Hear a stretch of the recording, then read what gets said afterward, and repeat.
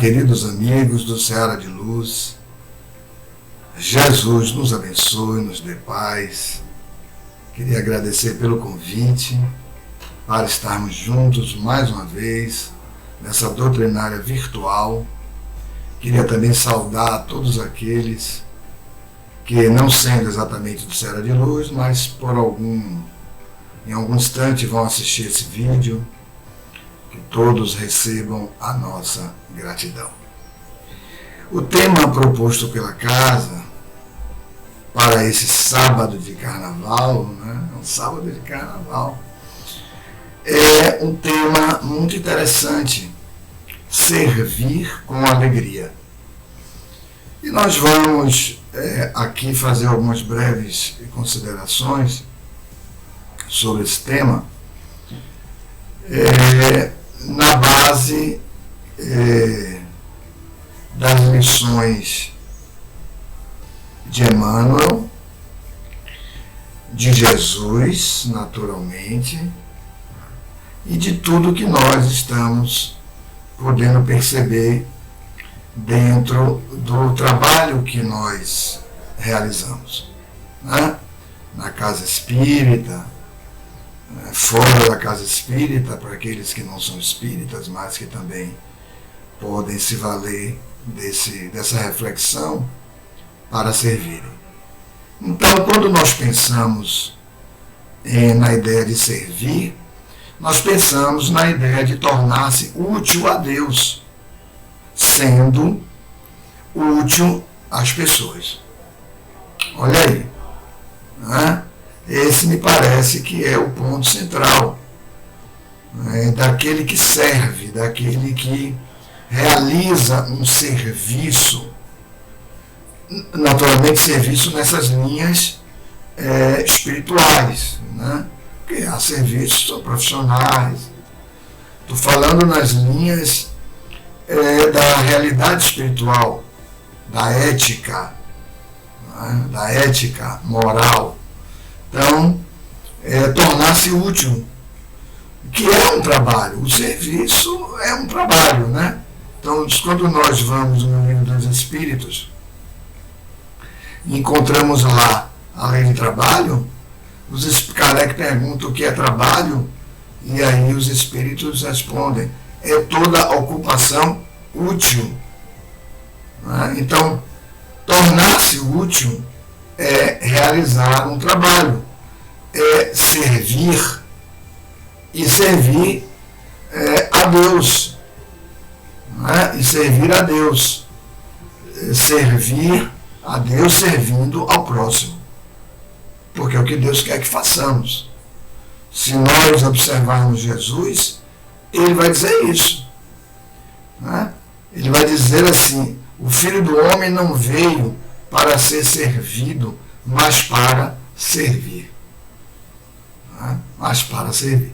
Então, nosso objetivo é servir com Jesus. Não é servir a Jesus. É claro que Jesus é a nossa referência, é o nosso modelo. Mas ele pede que nós sigamos com ele. Todo aquele que quiser vir após mim, renuncie a si mesmo, tome sua cruz e siga-me. Siga-me. Para trabalhar com ele. Porque ele é um servidor de Deus. E veio realizar a sua tarefa aqui, que foi a tarefa de dar o testemunho da verdade. Isso é um serviço. Quando ele diz: meu reino não é deste mundo, eu só vim a este mundo para dar testemunho da verdade. Então, amigos, é nesse sentido que começa toda a consciência dessa ação de servir. Servir a Deus, servindo aos outros, servindo aqueles que estão conosco. Inicialmente há uma dificuldade muito grande, porque nós ainda temos uma forte manifestação egoística, muito forte, egoística.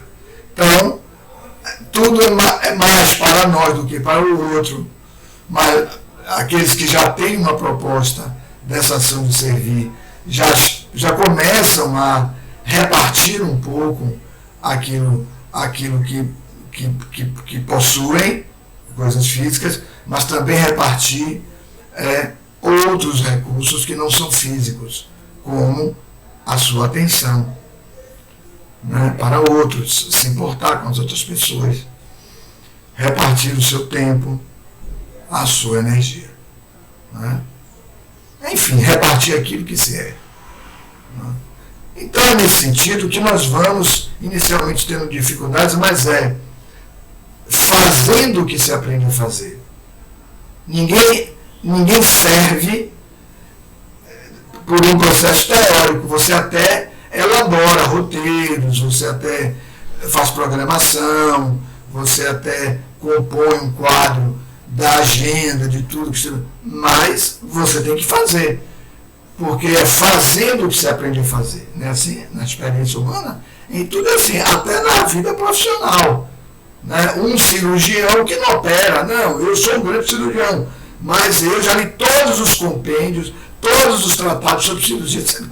Você não é um cirurgião. O cirurgião é aquele que faz a cirurgia, não é aquele que sabe teoricamente tudo sobre a cirurgia. Como servidor, não é aquele que sabe tudo do que precisa ser feito. O servidor é aquele que efetivamente faz. Né? Então, é nesse sentido, amigos, que nós vamos, de algum modo, estabelecendo e conhecendo e se situando nessa ação do serviço. Né? E o servidor ele tem algumas qualidades, né, que vão estruturá-lo nessa atividade de servir a Deus. A primeira delas é quem serve com fé. Quem serve com fé. Né?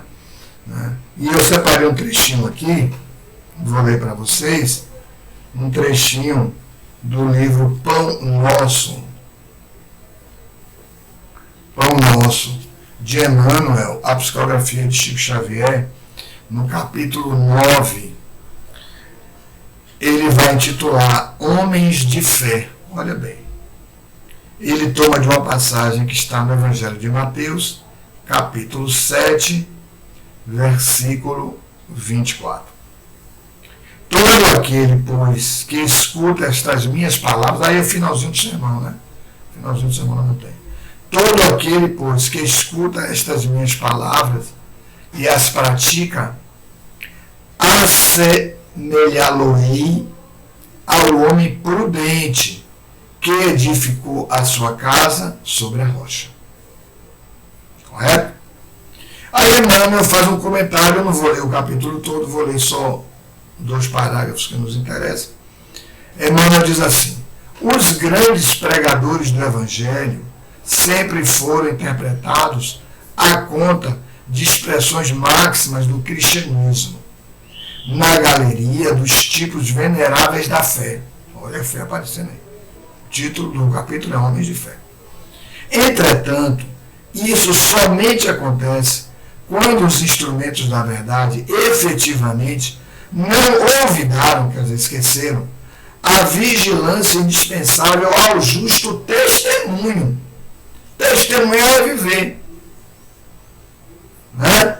Testemunhar é passar por aquilo, é passar por aquela situação. Não esquecer o justo testemunho. É interessante verificar que o mestre destaca, entre todos os discípulos, aquele que lhe ouve os ensinamentos e os pratica. Então não existe servidor e que apenas conhece. O servidor serve, realiza. Né? Daí se conclui que os homens de fé não são aqueles apenas palavrosos, cheio de palavras, e entusiastas, né? Com todo aquele vigor na fala e tal, mas os que são portadores igualmente da atenção e da boa vontade perante as lições de Jesus, examinando-lhes o conteúdo espiritual Tudo isso é ação do servidor. Examinando-lhes o conteúdo espiritual para o trabalho de aplicação no esforço diário. Estou notando isso? Né? Eu estou trazendo essa reflexão inicial para a gente distinguir bem. Nós vamos chegar no que serve com a alegria, nós vamos chegar na alegria. Mas o tema é servir com alegria. Né? Então, a gente primeiro precisa entender o que é servir. Quais são as características desse que serve. Né? Então, aí ele diz, com boa fé, com boa vontade, examinando-lhes o conteúdo espiritual para o trabalho de aplicação no esforço diário, no esforço do dia a dia, porque se serve todos os dias, todos os minutos. Reconforta-nos a assinalar que todas as criaturas em serviço, no campo evangélico, não é um serviço profissional, no campo evangélico, seguirão para as maravilhas interiores da fé. Maravilhas interiores da fé. Interiores, porque a fé está dentro. E a fé possui os seus recursos mais recônditos. A fé possui a sua base de sustentação. Se nós formos ao Evangelho segundo o Espiritismo, no capítulo 19, tem lá, a fé que remove montanhas. E nós vamos ver que há uma elucidação de um Espírito, nas instruções do Espírito, onde ele vai dizer assim, a fé é o sentimento inato da nossa destinação futura. Qual é a nossa destinação futura? Encontrar-se com Deus. Então a fé, ela, na verdade, é uma força, é um sentimento, como ele está dizendo, de ligação.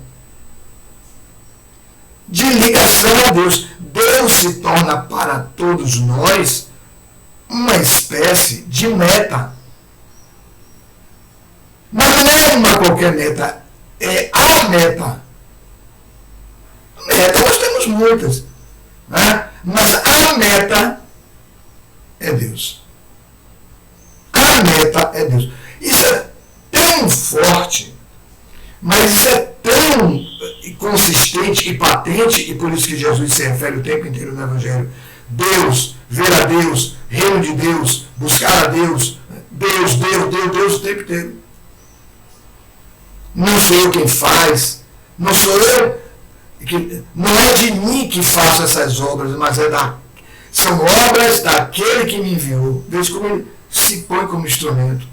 Como já dissemos minutos atrás, o Filho do Homem não veio para ser servido, mas para servir. Servir aos homens, servindo a Deus. Né? Então, isso é tão forte, é tão intenso, que no próprio sermão, ele vai dizer assim, sede perfeitos, como perfeito é vosso Pai Celestial.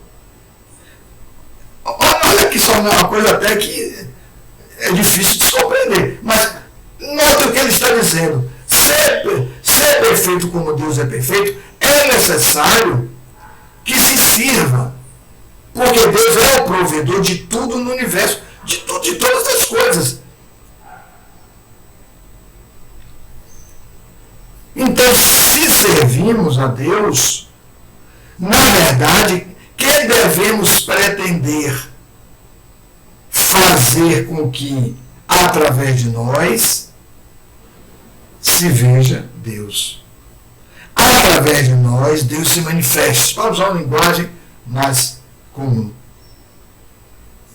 Né? Por isso, a ideia de fé vem do radical do latim fides, que significa fidelidade. Quando se é fiel a alguém, né, aquela pessoa, não da fidelidade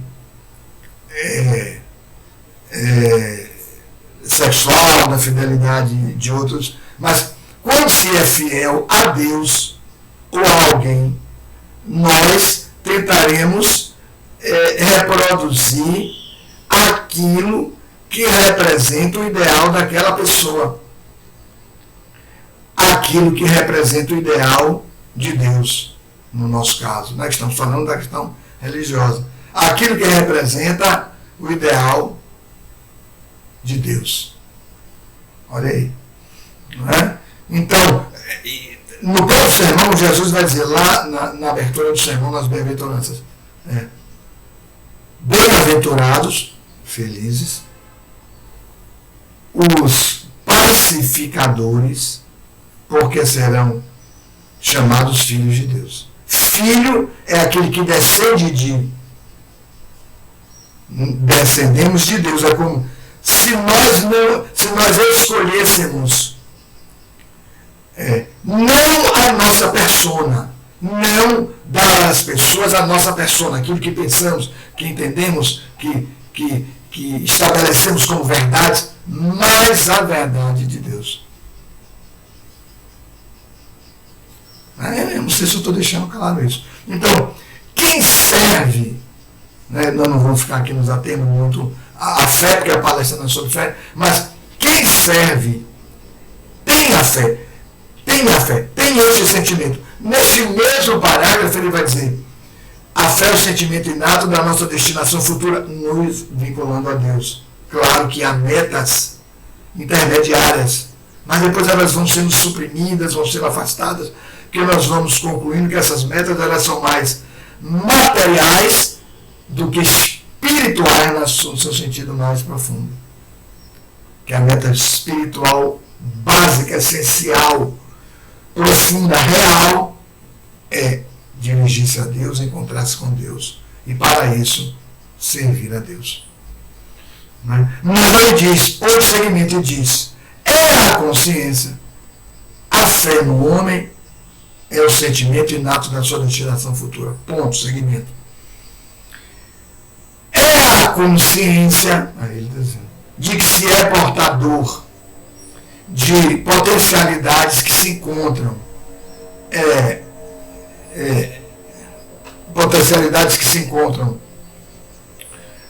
ainda adormecidas, aguardando o desenvolvimento pela ação da vontade. O texto é esse aí, mais ou menos esse. Eu já li isso há muito tempo, mas é esse, o texto é esse. Aí ele continua fazendo algumas observações. Mas o que vai interessar para a gente é isso, para a gente ver a base, esse mecanismo interno da fé. Por isso que Emmanuel vai dizer aqui, eu vou repetir, quando ele vai dizer aqui, reconforta-nos assinalar que todas as criaturas em serviço no campo evangélico seguirão, quer dizer, vão se deslocando, vão caminhando para as maravilhas interiores da fé. Notaram isso? Para as maravilhas interiores da fé. Não é uma fé só de manifestação.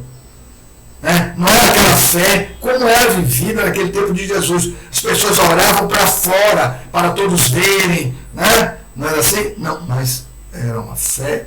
Ele está propondo aí uma fé já em Jesus. Quando fores orar, recolhe-te no teu quarto, no teu aposento, em outras tradições, quer dizer, no seu mundo íntimo, no seu campo íntimo, no campo das suas intenções. Campo íntimo é campo das intenções. Por que eu estou fazendo isso? Por que eu estou agindo assim? Por que essas coisas estão acontecendo assim? Quando nós estamos servindo, devemos servir com fé. Devemos servir objetivando, estabelecer o que Deus espera que nós façamos. Maria Teresa, quando chegava um doente, ela pensava: o que Deus espera que eu faça a essa pessoa? Perfeito. Aí diz, a consciência. Olha aí, amigos, chegamos aonde? No Espiritismo. Notáveis. Chegamos no Espiritismo. Porque não é só um sentimento, é um sentimento inato. Nascemos com esse sentimento. Mas essa fé, ela pode ser uma fé, como esse mesmo espírito, que ele não se identifica, ele se diz um espírito amigo, um espírito protetor. Ele vai dizer isso. A fé humana e a fé divina. Pode ser uma fé minha mesmo, em mim mesmo. Uma fé humana. Aí ele diz a fé divina, a fé em Deus. A minha ligação já é com Deus. O que é objetivo é a realização de Deus. E tudo isso dá alegria àquele que serve. É isso que nós estamos querendo trazer. E isso tudo dá alegria àquele que serve. É a consciência. Bom, a consciência é aquilo que se passa a saber do que não se conhecia. É o consciente que chega, é o inconsciente que chega ao consciente. Se torna consciência. Ai, mas eu agora entendo porque isso acontece assim, assim, assim. Quando alguém passa a saber sobre imortalidade, meu Deus, eu nunca tinha pensado sobre esse ângulo. Da imortalidade. Quando se começa a refletir sobre transitoriedade da vida física, muda tudo. Às vezes nós temos a noção de imortalidade, mas não temos uma aplicação sobre transitoriedade. Daí os espíritos usarem muito a expressão vicissitudes da vida. Vicissitude é um transitar não retilíneo, mas com oscilações, alternâncias, modificações. O que tem saúde hoje está doente amanhã. O que tem recurso financeiro hoje está desempregado amanhã. Ou o que está doente hoje passa a ter saúde amanhã. Muda tudo. Pense em alguém que foi portador de uma patologia há 40 anos, ficou bom, mas o cara só conhece a doença. Meu amigo, como é que eu faço agora? Agora eu tenho saúde. E agora como é que eu faço? A pessoa não teve recursos 40 anos, agora eu estou rico. E agora como é que eu faço? Ah, nossa, isso é muito fácil. Não é não. Não é o nosso tema de hoje. Mas não nos enganemos, não é fácil não. É muito difícil. Leva-nos a muitos equívocos. É necessário ter a fé raciocinada. Imortalidade, transitoriedade da vida física, olha aí. Olha aí, transitoriedade da vida física, reencarnação, mediunidade, canal de comunicação com o mundo espiritual, a ação do mundo espiritual no mundo material através do médium, curas, fenômenos outros tantos, elucidações, esclarecimentos, pré-cognição, fatos que vão acontecer que por necessidades evolutivas daqueles que estão envolvidos no fato, inclusive o próprio médium, não o médium envolvido no fato, mas o médium sendo iluminado por esse esclarecimento, e isso vai estabelecer e repercutir na sua fé e na sua responsabilidade. Olha aí.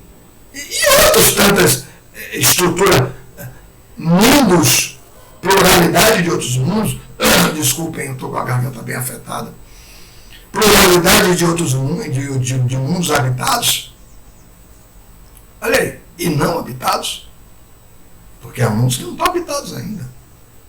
Pluralidade de mundos habitados, né? Enfim, né? Então tudo isto solidariedade das reencarnações, solidariedade das encarnações. Muito significativo. Leis morais da vida, tudo isso, amigos, eu estou trazendo isso para estabelecer o quê? Uma fé que não é apenas o sentimento inato. Pronto, esse primeiro momento, ele está dizendo o que é a fé na sua estrutura básica. E aqui ela se destina. Mas depois ele diz, a consciência. Aí, meu amigo, entra os campos da razão. Entre os campos da razão. Né? Modifica-se a convicção, o entendimento. Qualifica-se a fé. A fé foi qualificada. Ela sofreu um acréscimo. E ela vai se desenvolvendo. O servidor se desenvolve conforme se desenvolve a fé. Porque a fé, ela projeta luz no caminho para se chegar à meta. Quem tem fé vê melhor a meta, Deus. Então, tudo isto renova o indivíduo nesse transitar, nesse deslocamento, nessa dinâmica, e ele passa a servir com alegria. A alegria de servir, porque a sua convicção se amplia, a sua vontade, ela passa a ser uma vontade mais dirigida para o encontro da vontade divina. O ideal é que a nossa vontade, ela represente, coincida, vamos usar esse termo que não é exato, mas coincida com a vontade divina. Eu seria ousado se usasse aquele sinal de matemática, o igual, né? Não é assim? O igual, quando você quer em matemática, é igualar duas coisas, duas expressões. A igual a B. A é igual a B. Não é exato, mas vamos usar esse sinal assim. Vontade humana igual a vontade divina. Jesus fala isso. Pai, na oração do Pai Nosso, né? Pai, seja feita a tua vontade. Olha aí. A tua vontade, assim na terra. É você que está orando. Quem está orando é você. Não é alguém que está orando. É você que está orando. Então você está dizendo isso. Pai, seja feita a tua vontade, assim na terra. Assim na terra é no nível da sua encarnação. Assim na terra, quer dizer, no nível do consciente, como ela está nos céus. Os céus, Pedro, os céus está dentro de vós. Aqui dentro de nós, na base da nossa consciência. Onde estão as leis morais que regem a vida. Questão 621 do Livro dos Espíritos. Para os espíritas é mais fácil essa compreensão. Olha aí. Vocês estão compreendendo isso? Quem se desloca com fé, já se desloca com uma outra qualidade. Uma fé pronunciada. Quem se desloca com esse sentimento pronunciado, mas guiado pela consciência de que se é portador de recursos, que se tem que se desenvolver à luz da vontade, muda tudo. Está muito mais qualificado. E isso gera no indivíduo um entusiasmo muito grande. Note que Emmanuel fala de entusiasmo. Mas ele diz que o entusiasmo só não basta. É necessário se encaminhar para as maravilhas dos interiores da fé. O trechinho é pequeno, mas ele guarda essa profundidade. E então, esse servidor, ele é um servidor, vamos seguindo, né? Que ele não vai atrapalhar os trabalhos. Ele não vai atrapalhar os trabalhos, porque ele tem luz própria da fé. Ele busca essa coincidência da vontade divina nele para reproduzir na atividade que ele desenvolve, que nós chamamos essa atividade de serviço. E ele fará isso com alegria. E então, ele não promoverá determinados desarranjos dentro do grupo em que ele se encontra, porque ele é um servidor real, legítimo. Ele está fazendo não conforme o que ele entende que seja, mas ele está fazendo conforme a fé e ilumina-o para que seja feito. Ele se torna, de certo modo, instrumento dessa vontade divina na realização desse trabalho. Então, não cria dificuldades, não discute, não polemiza a ponto de... Você pode discutir temas, naturalmente, mas você não ofende o companheiro. Você não tem malquerença em relação a ele. Você não cria dificuldades dentro da tarefa para que a tarefa não se realize com êxito, com alegria. A tarefa vai se realizar com alegria. E tanto mais alegre, tanto mais jovial se torne um trabalho sendo realizado, tanto mais restaurador, revitalizador e curativo é esse trabalho. Então, amigos, a qualidade de servir com a fé raciocinada. A qualidade do servidor que ama o desinteresse pessoal. Olha aí, o desinteresse pessoal. Isso dá uma alegria muito grande. Eu não preciso fazer grandes deduções. É simples. Todos nós compreenderemos isso muito facilmente. Todas as vezes que nós fazemos algo desinteressadamente, notem isto. Se você não está fazendo agora, mas lembre na sua memória as vezes que você auxiliou alguém sem nenhum interesse. Uma alegria imensa linguagem. Porque é Deus se pronunciando. Né? Através de você.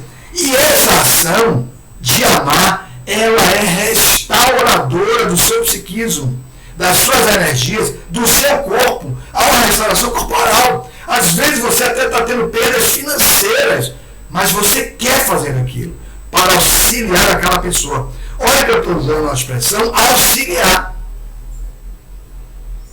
Auxiliar. Não é fazer pelo outro. Porque quem serve auxilia. Quem serve não salva. Em espiritismo, nós não pensamos em salvacionismo. Cada um salva a si mesmo. Não é assim? Como cada um salva a si mesmo? Praticando o ato de amor em favor do outro, que nós chamamos de caridade. Fora da caridade não há salvação. Então não precisa alguém salvar uma outra pessoa. Basta que a própria pessoa queira salvar-se amando. E aí vem a questão 886, que vai descrever tudo o que a caridade, segundo Jesus, é compreendida. Que todos nós, espíritas pelo menos, já temos uma noção do que seja isso. Benevolência para com todos, inclusive os inimigos, né? Como Jesus se refere. Benevolência para com todos. Indulgência para com as imperfeições alheias. Olha aí. Quem auxilia é indulgente. Não exige. O companheiro tem uma dificuldade, a pessoa da família tem uma dificuldade, você tem que seguir. Ser paciente. Quer dizer, qual é a característica do paciente? É aquele que espera sem exigir. Se você exige, você não é paciente. Você é impaciente. Porque o tempo tem os seus recursos de restauração, que não nos compete. Eu não posso acelerar o tempo de alguém. Eu não posso acelerar o meu. Eu não posso acelerar o meu por quê? Porque uma pessoa que vai surgir na minha vida e que vai ser o disparador para uma determinada fenomenologia interna em mim, vai chegar daqui a 10 anos ainda. E aí, como é que eu vou fazer? Eu vou acelerar isso? Se o tempo é do outro, se na dinâmica do planejamento reencarnatório essa pessoa ainda vai chegar, ou essa doença ainda vai chegar, eu não tenho como acelerar. Eu posso até querer, mas eu não vou poder. Ela vai chegar quando ela tiver que chegar. Então, age com entusiasmo, liberta-se o bom servidor, o servidor real, o servidor alegre. Quando ele percebe todo esse quadro, ele liberta-se internamente para libertar outros na ação de servir. Não se precipita, como Paulo de Tarso fala isso. A caridade não é precipitada. Bora logo, bora fazer logo, é isso. Mas é o tempo de cada um. É o tempo de cada pessoa. Há pessoas que, apesar de estarem mais lá na frente, elas voltam para uma determinada tarefa, uma reencarnação determinada, mas elas estão mais lá na frente. Mas voltam porque amam, porque querem servir. Olha, nós retornamos à base do nosso tema. Porque exatamente querem servir. E vem nessa oportunidade essa possibilidade de servir. Porque aquele que serve não contabiliza o serviço que faz. Não contabiliza o serviço que faz. Quando André Luiz fala que lá no nosso lar, naquela colônia do nosso lar, tem um sistema de bônus horas, é um sistema que é contabilizado o trabalho que se faz, os serviços que se realizam. Mas ninguém pode servir com esse olhar da contabilização. É claro que você, que temos dívidas, débitos, deficiências de encarnações anteriores, morais de encarnações anteriores, a gente quer trabalhar para poder equilibrar em nós, porque essa contabilidade é interna em nós, contabilizar em nós o que não é equivalência entre bem e mal.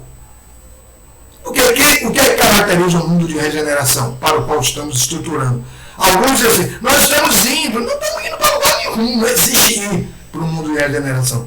O mundo de regeneração está em nós. Nós edificamos a regeneração em nós. Ninguém vai para o mundo de regeneração. É claro que a gente entende quando a pessoa está dizendo, estamos saindo do mundo de expiação para a regeneração, mas o mundo é estado íntimo. Antes de tudo, o mundo é estado íntimo.